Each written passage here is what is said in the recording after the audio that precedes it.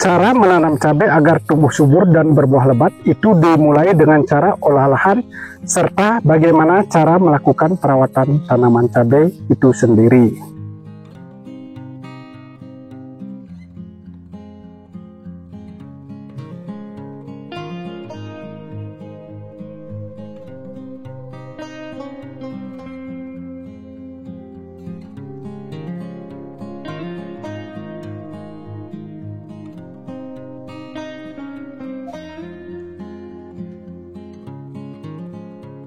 Halo kawan-kawan, kembali lagi dengan Ardana Piti.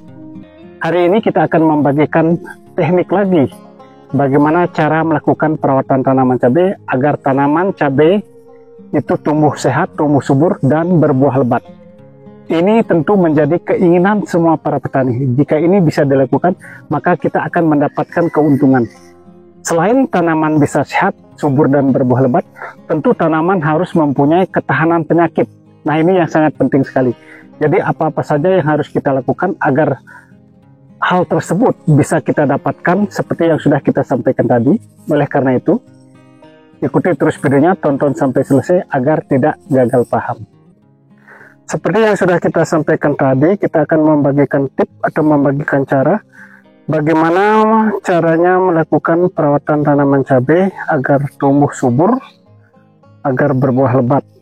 Nah, ini yang diharapkan oleh semua petani. Jadi kalau tanaman sehat, subur, dan berbuah lebat, apalagi harga mahal atau harga tinggi, tentu kita akan mendapatkan keuntungan. Nah, teknik ini sudah sering kita sampaikan.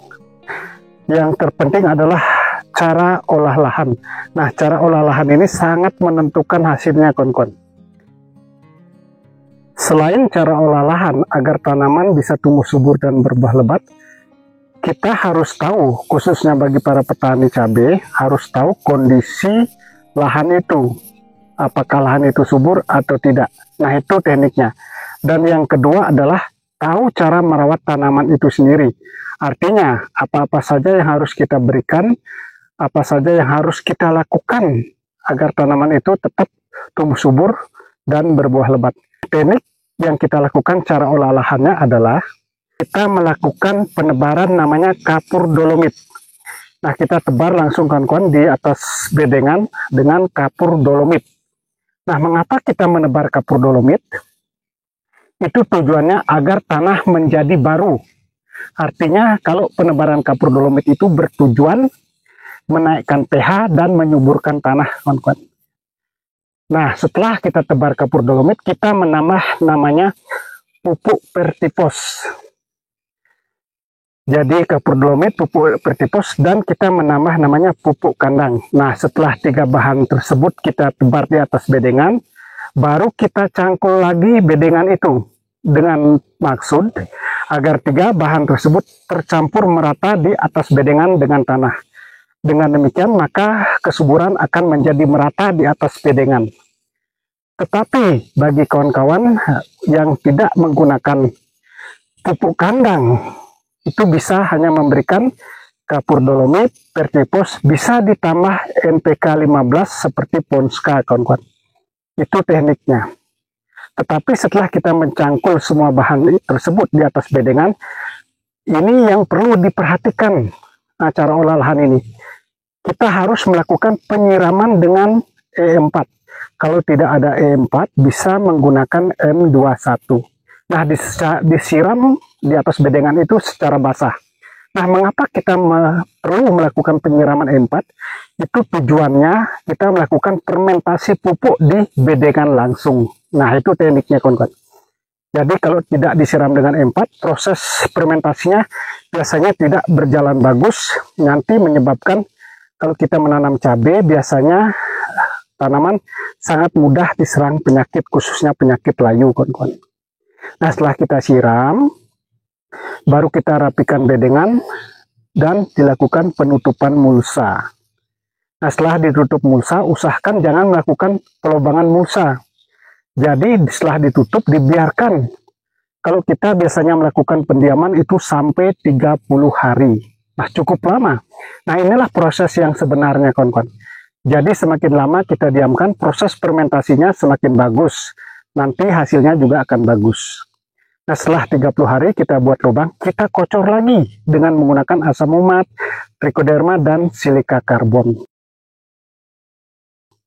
Nah, dosisnya 3 sendok makan untuk 20 liter air. Kita kocor di lubang tanam. Nah, setelah itu baru kita melakukan penanaman. Setelah kita melakukan penanaman, inilah perawatan yang menentukan hasil selanjutnya. Nah, setelah kita melakukan penanaman, usahakan setelah tanam itu, di usia 5 hari, 10, 15, 20 hari paling tidaknya, harus dikocor dengan menggunakan pupuk yang mengandung fosfat. Biasa yang kita berikan adalah Mordenful, kawan-kawan. Nah, selain menggunakan unsur yang mengandung fosfat, nah fosfat ini bertujuan untuk merangsang akar. Jadi, kalau kita kocor dengan kandungan fosfat, seperti yang kita pakai adalah Mordenful, maka pertumbuhan akarnya cepat. Selain itu, kita juga memik dengan asam amino, yaitu pupuk organik. Nah, asam amino ini sangat penting sekali, kawan-kawan. Karena biasanya tanaman baru pindah tanam itu mengalami stres, sehingga pertumbuhannya agak terhambat. Untuk asam amino, biasa kita menggunakan yaitu asam amino dan pupuk cair protein seperti ini. Ini mereknya Premino. Ini merupakan pupuk organik yang luar biasa sekali. Jadi para petani sudah tidak asing lagi dengan asam amino. Nah, dosis yang kita pakai untuk asam amino Premino ini, kita memakai satu tutupnya ini, dimix dengan Mordenful juga satu tutupnya ini, atau kurang lebih 30 mili. Untuk satu tangki semprot atau 20 liter. Jadi setelah usia seperti yang kita sebutkan sebelumnya, yaitu usia 5 hari, 10, 15, paling tidaknya sampai 20 hari, kita kocor langsung di lubang tanam. Nah, dengan mengocor dengan asam amino dan Mordan, maka pertumbuhannya akan sangat cepat, tidak mengalami stres tanamannya itu setelah pindah tanam, kawan-kawan. Itu sangat penting sekali. Selain kita melakukan pengocoran dengan asam amino, seperti yang sudah kita sebutkan tadi, di usia mulai kurang lebih 15 hari, kita juga wajib melakukan pengocoran dengan kalsium dan asam humat. Nah, ini sangat penting sekali pengocoran kalsium dan asam humatnya.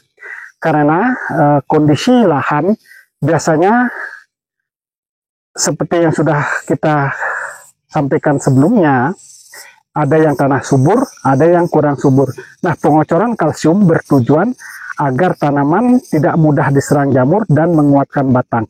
Sedangkan asam umat juga agar tanah menjadi gembur, menjadi subur, apalagi kalau kita menggunakan pupuk sintetis atau pupuk kimia, kawan-kawan.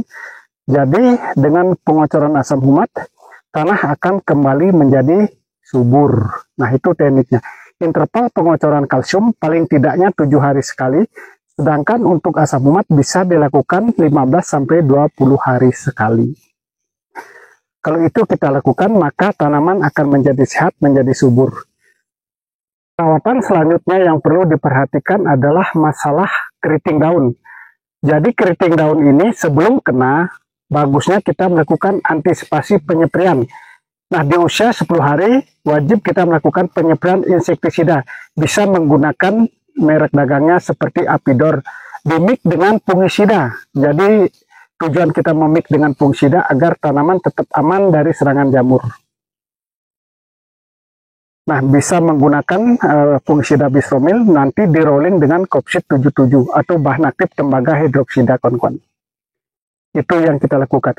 Sedangkan untuk inseknya, selain Apidor, bisa di rolling dengan bahan aktif diapinturon seperti menggunakan merek obat Pegasus. Itu dosisnya bisa 15 mili, sedangkan Apidor cukup 2 sendok makan. Kalau ada perekat, bisa ditambah perekat, kawan-kawan.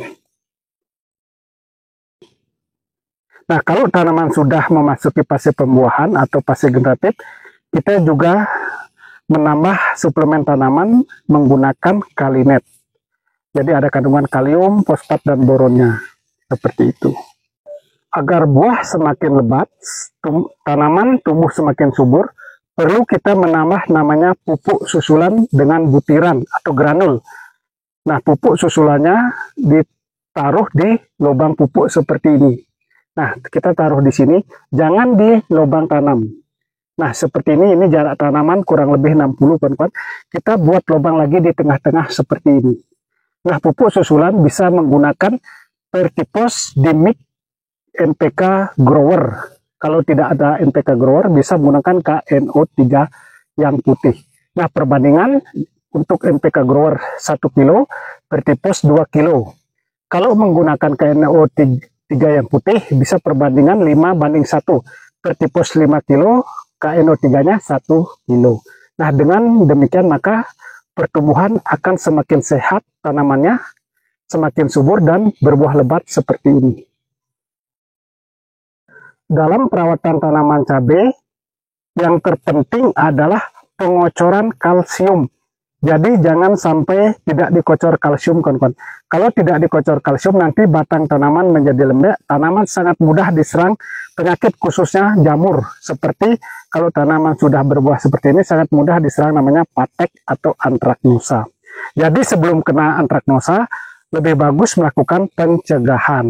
Seperti yang sudah kita sampaikan tadi, bisa menggunakan fungisida Kopsip 77 atau fungisida yang lain dengan sistem secara di rolling atau dipakai secara bergantian. Nah, terima kasih kawan-kawan yang sudah menyimak video ini. Semoga apa yang kita sampaikan bisa bermanfaat dan semoga kedepannya kita menjadi sukses sama-sama.